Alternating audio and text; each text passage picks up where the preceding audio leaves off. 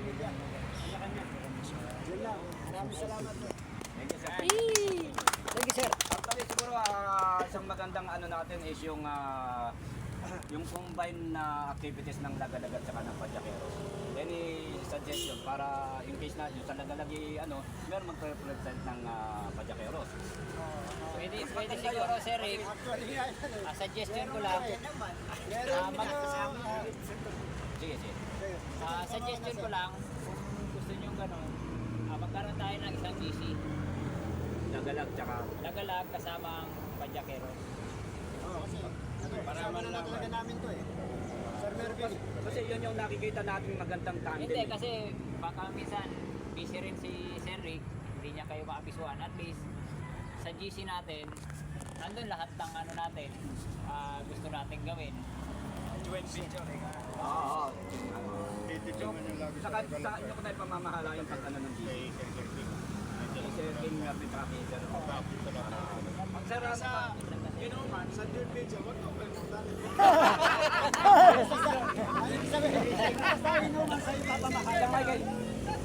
meron kayong gusto mong suggest? Mathematics. Tama rin yung sabi niya na magkaroon ng GC para sa Lagalag at Padyakeros.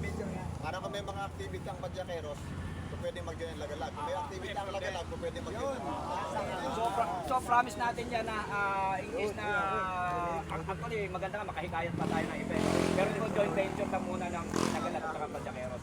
So okay, maganda yan. So salamat naman ng GC para tapos yan yung mga para masuportahan natin yung bawat isa. Yun ang importante sa atin. Yung mga emergency cases na huwag kayong mag-atubili na humingi ng tulong sa kapwa natin. Hindi naman natin masabi.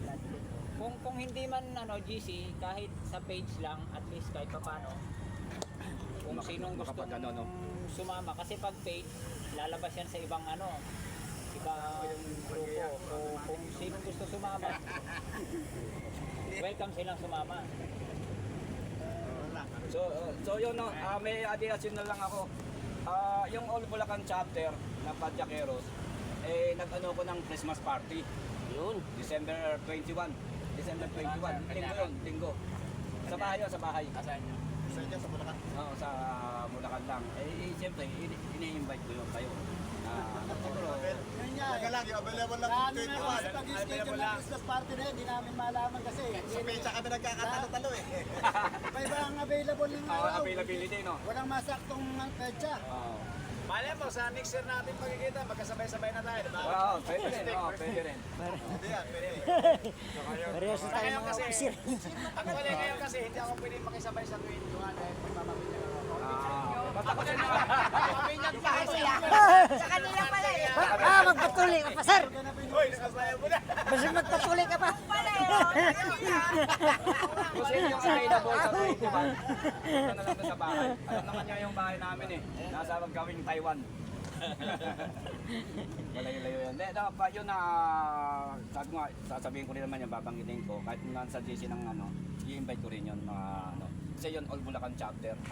So, sabi ko sa bahay na tayo.